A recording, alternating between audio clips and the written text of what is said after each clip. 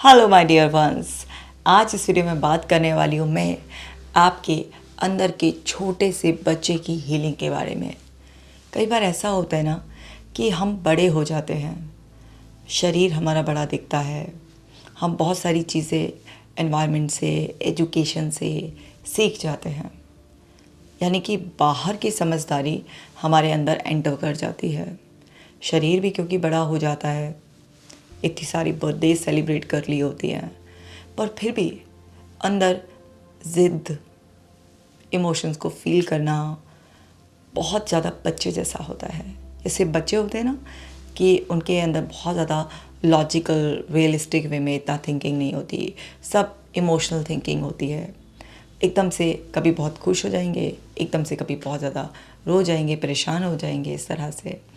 मतलब अभी उतनी इमोशनल मैच्योरिटी हम अपने अंदर फील नहीं कर रहे हैं और हम रैशनल सोचने की कोशिश करते हैं, हम तार्किक दृष्टि से सब चीज़ें देखने की कोशिश करते हैं, पर फिर भी हमारे इमोशंस इतना ओवर पार कर लेते हैं हमें कि हम रैशनल नहीं सोच पाते हैं। और जितना सोचते भी हैं थोड़ा बात, उसकी चल नहीं पाती है और हम इमोशनली डिस्टर्ब हो जाते हैं, ओवरवेलमिंग फील करते हैं और हम अपनी लाइफ में बहुत सारी सिचुएशन में एस्केप ले लेते हैं। हम जो कर सकते हैं अपने पोटेंशियल का इस्तेमाल ही नहीं कर पाते क्योंकि हमें खुद पर भरोसा नहीं हो रहा होता है। आप जानते हैं ऐसा क्यों होता है? क्योंकि हम सबके अंदर का एक जो यंगर सेल्फ होता है वो हर्ट हुआ होता है, वो डरा हुआ होता है। उसके अंदर कुछ ऐसे एक्सपीरियंसेस अभी तक जिससे वो ओवरकम नहीं किया है, वो बार बार फ्लैशबैक्स चल रहे होते हैं।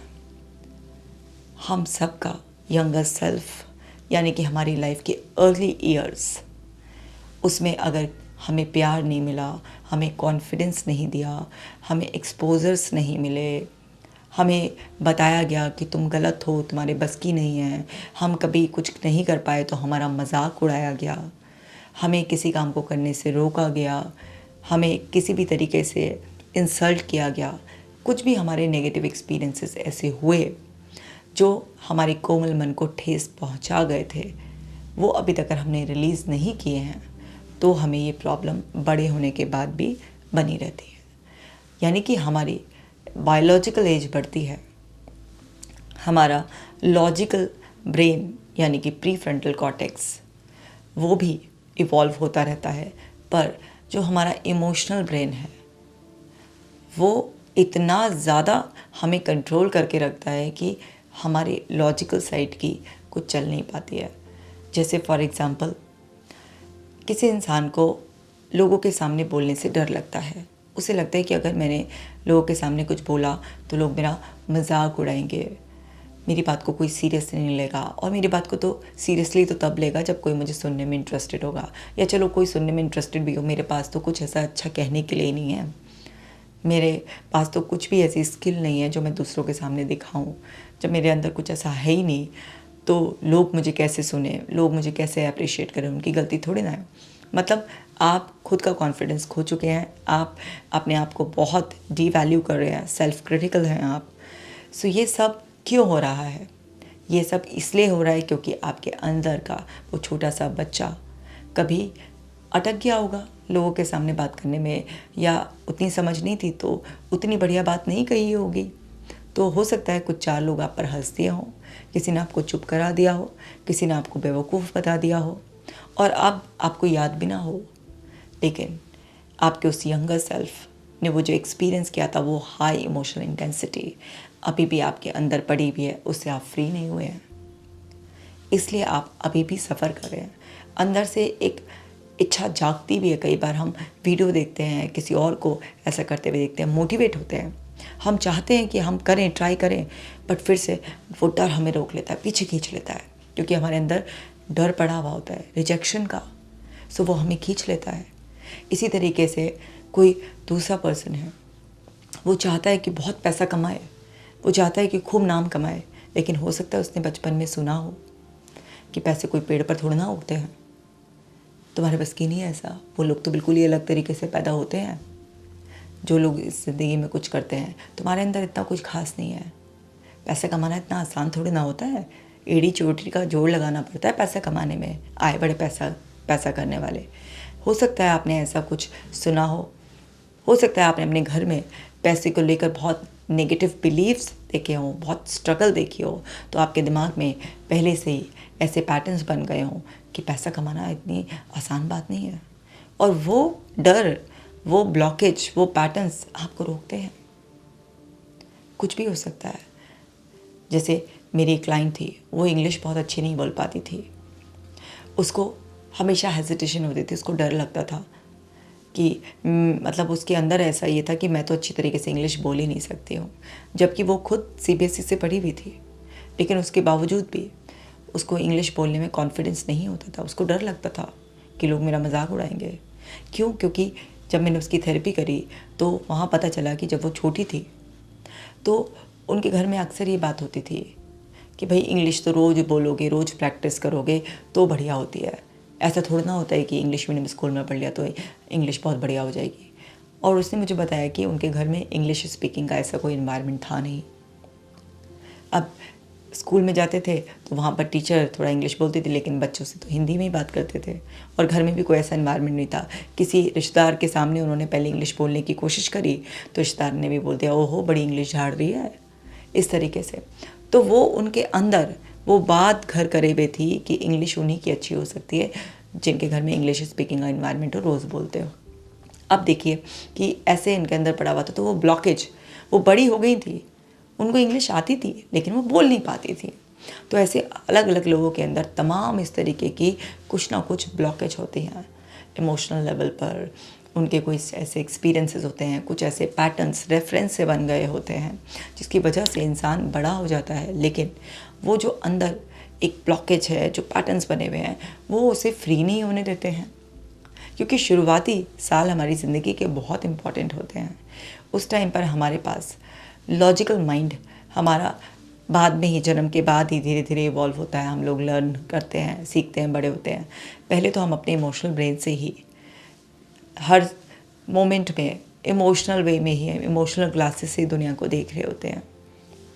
हमें जो लोग सिखाने वाले होते हैं, जिस तरीके का हमें इन्वायरमेंट दिया जाता है, उस सब से हम प्रोग्राम होते हैं। और फिर समय के साथ साथ धीरे धीरे हमारी लॉजिकल साइड इवॉल्व होना शुरू होती है, हम सीखना शुरू करते हैं। सो वो जो शुरुआती साल होते हैं जिसमें हम सबकॉन्शियसली ही डील कर रहे होते हैं, हमारे पास बस इमोशंस की पावर होती है और सारा थॉट प्रोसेस इमोशंस के कलर में ही होता है।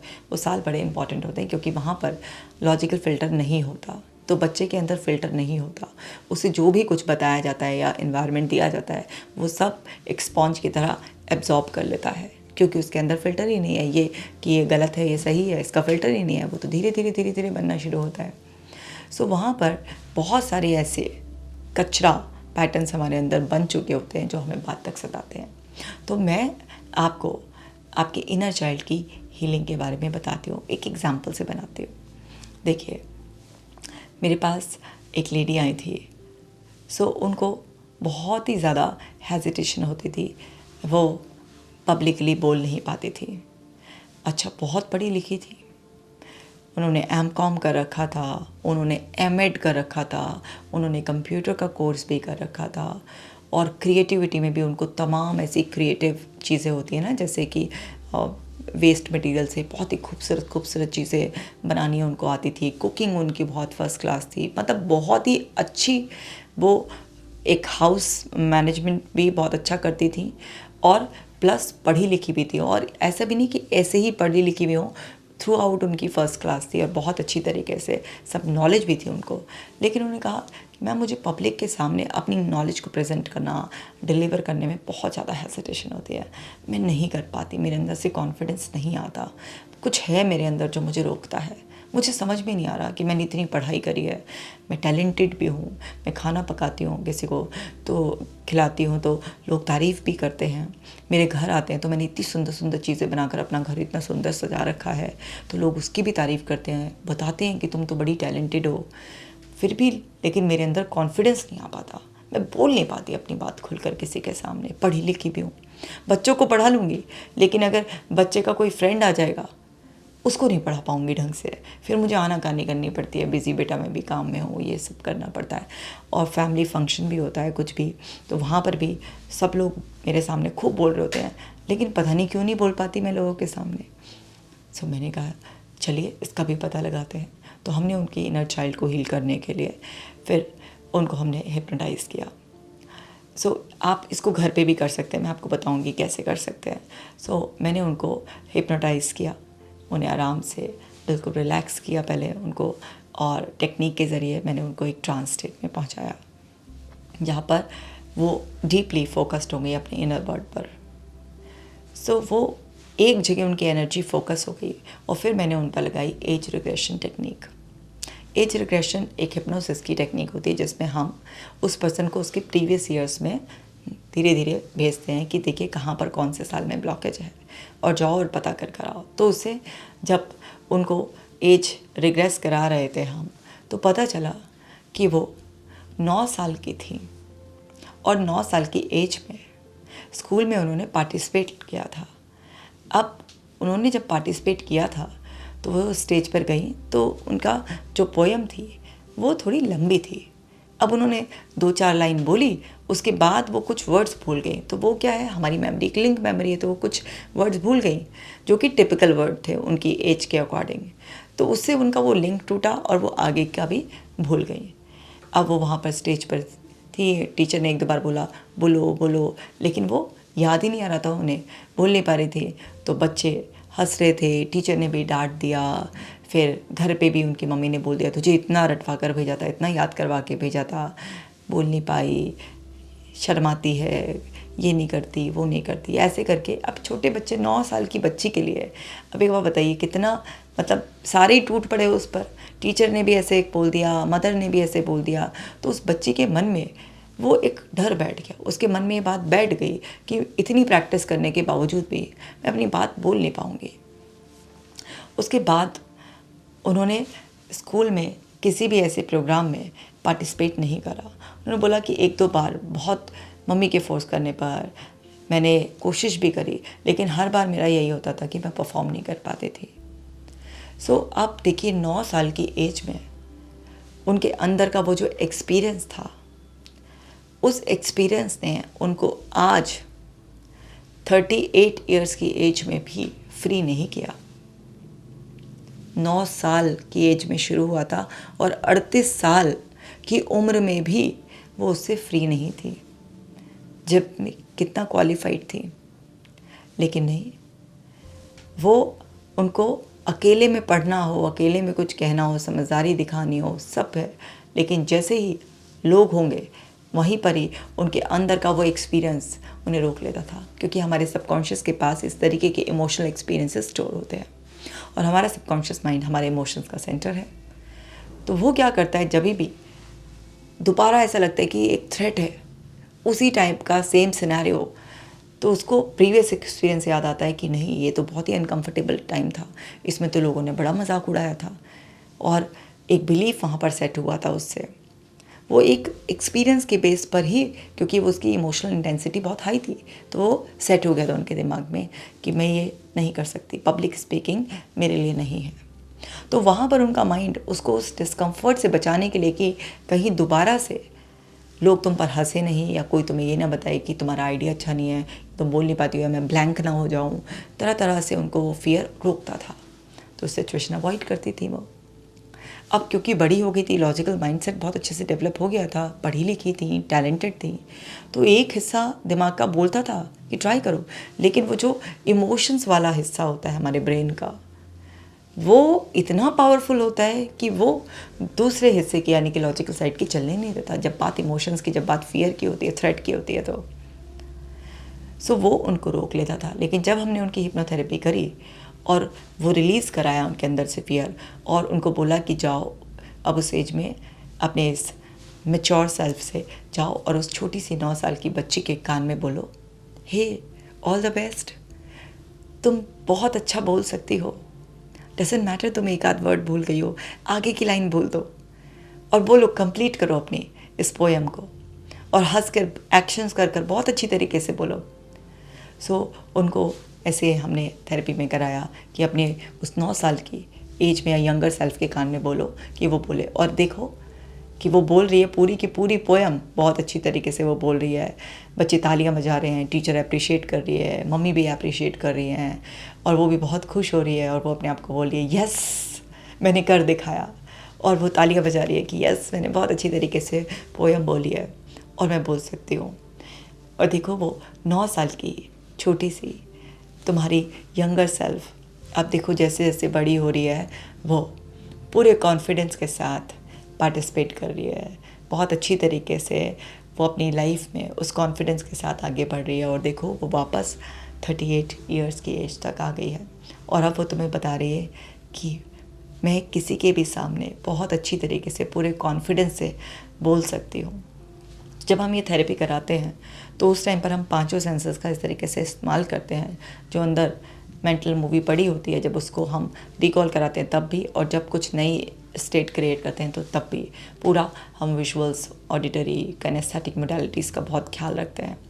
और पूरा ऐसा कराया, और फिर उनको आगे फ्यूचर पेसिंग कराई कि आप देखो अपने रिलेटिव्स के सामने, फैमिली गैदरिंग में, आप अगर बच्चे के स्कूल पे भी जा रही हो तो वहाँ पर भी टीचर्स से बहुत कॉन्फिडेंटली बात कर रही हो, 3-4 टीचर्स का ग्रुप बैठा है, अच्छी तरीके से बात कर रही हो। देखो आपके बच्चे के फ्रेंड्स आए हैं तो उनको भी अच्छी तरीके से पढ़ा रही हो। देखो आप अपने रिलेटिव्स के यहाँ पर गई भी हो, पूरे ग्रुप में आप अपनी बात बहुत अच्छी तरीके से कह रही हो। सब कुछ इस तरीके से उनको 4-5 सिचुएशंस प्रैक्टिस कराएंगी। देखो कैसा क्या दिखाई दे रहा है, सुनो क्या सुनाई दे रहा है, और फील करो, और पूरा अपनी वो मेंटल मूवी क्रिएट करो जैसे आप लोगों के बीच में बिहेव करना चाहती हो, पूरे कॉन्फिडेंस के साथ। और देखो आपका यंगर सेल्फ अब आपको सपोर्ट कर रहा है। जब ये सारा चीज़ कराई हमने तो उनका इनर सेल्फ जो है वो हील हो गया, तो उसके अंदर के सारे वो डर, फियर्स, इनसिक्योरिटीज़ भी रिलीज़ कराए, और उसको हमने बिल्कुल पास्ट में जाके डिफरेंट तरीके से बिहेव करा दिया। तो अब माइंड के पास ये नया मेमोरी था।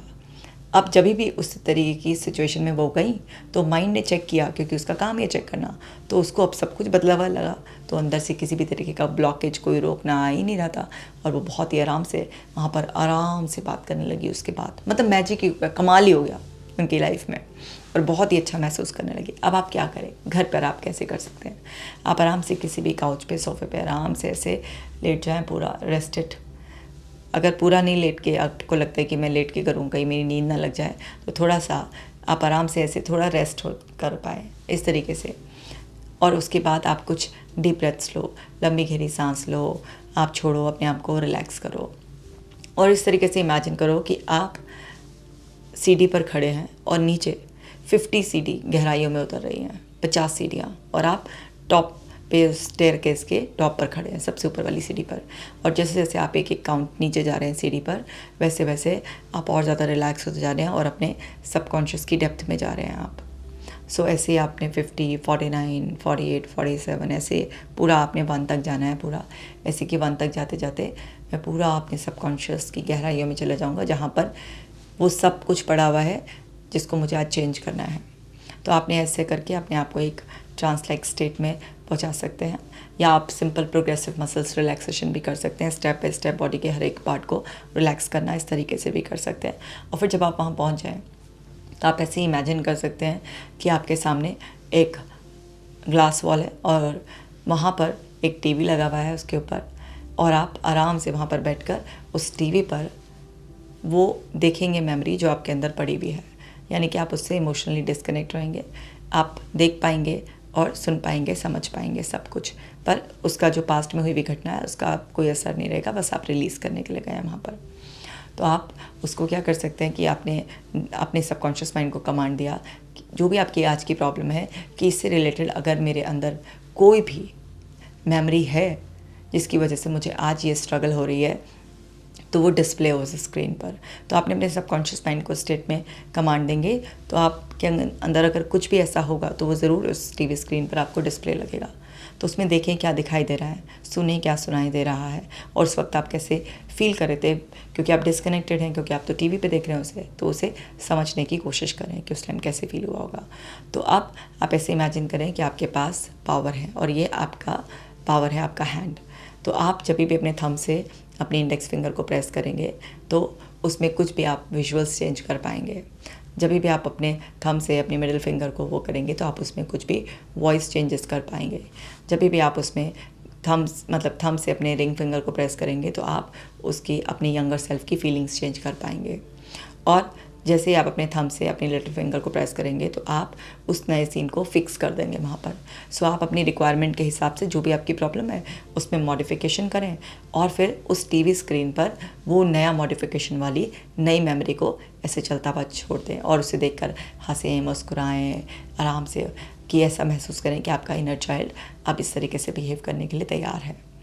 और आप उसको वहाँ पर वही चलता हुआ छोड़ दें उसे, और फिर वहीं पर ही आराम से रिलैक्स मोड में आप अपने आप को देखें उन सिचुएशन में एक्ट करता हुआ जिन सिचुएशन में आपको भी दिक्कत आ रही थी, आप नहीं कर पा रहे थे कुछ भी, देखें कि अब आप वो कर पा रहे हैं। सो आपको अपनी पांचों सेंसेस को इन्वॉल्व करके विजुअल्स भी ऐड करने हैं, उसमें ऑडिटरी मॉडलिटीज़ भी ऐड करनी है, यानी कि साउंड, डायलॉग्स वगैरह, एंड उसमें आपको फीलिंग्स भी ऐड करनी है, एक्शंस ऐड करने हैं आपको उसमें।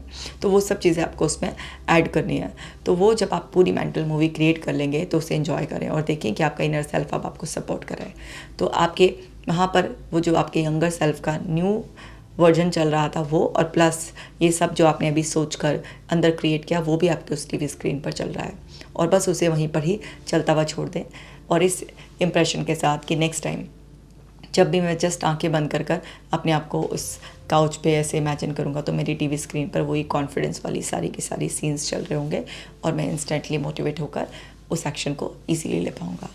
इस तरीके से ये एक शॉर्ट टेक्निक होती है, क्योंकि जो एज रिग्रेशन टेक्निक होती है वो तो बिना थेरेपिस्ट के हो नहीं सकती, वो तो बहुत ही डिटेल प्रोसीजर होता है और वो इमीडिएट इफेक्ट से आपको हेल्प करता है। ये वाला जो मैंने आपको घर के लिए बताया है ये शॉर्टकट है, सेल्फ हेल्प के लिए है, और ये भी एक बार में हेल्प करता है, पर कई बार इसके 2-3 बार भी इसको रिपीट करना पड़ जाता है, बट ये भी हेल्प होता है। इसको आप ऐसे कर सकते हैं अपने इनर चाइल्ड को हील। इनर चाइल्ड में भी हीलिंग बहुत अलग अलग होती है, जैसे किसी के साथ अब्यूज़ हुआ है तो उसकी अलग थेरेपी होगी, किसी को अगर इमोशनल नेग्लेक्ट हुआ है तो उसकी अलग होगी। सबके इशू के हिसाब से मतलब थेरेपी की जो है ना वो स्क्रिप्ट ही चेंज हो जाती है। बट जो आपको घर के लिए मैंने टेक्निक बताई है तो इस वाली टीवी टेक्निक का आप इस्तेमाल अलग अलग तरीके से ऐसे कर सकते हैं। बाकी तो अगर आपका बहुत सीवियर इशू है तो डेफिनेटली वो प्रोफेशनल हेल्प के बिना मतलब पूरी तरीके से रिलीज़ नहीं हो पाता, बहुत मुश्किल होता है। पर आपका इनर चाइल्ड हील हो जाता है और आप अपनी लाइफ में बाउंस बैक कर जाते हैं। सो आप इसको घर पर भी प्रैक्टिस करें, काफ़ी हद तक आप घर बैठे ही हील हो जाएंगे। अगर आप ज़रूरत से ज़्यादा ही सफ़र करें तो आप ज़रूर कोई प्रोफेशनल हेल्प ले सकते हैं। मैं मिलूँगी आपसे नेक्स्ट वीडियो में। आप अपना खास ख्याल रखिएगा और याद रखिए इस वीडियो को सभी के साथ शेयर करना और केजे टॉक्स को सब्सक्राइब कर लीजिए। Take care.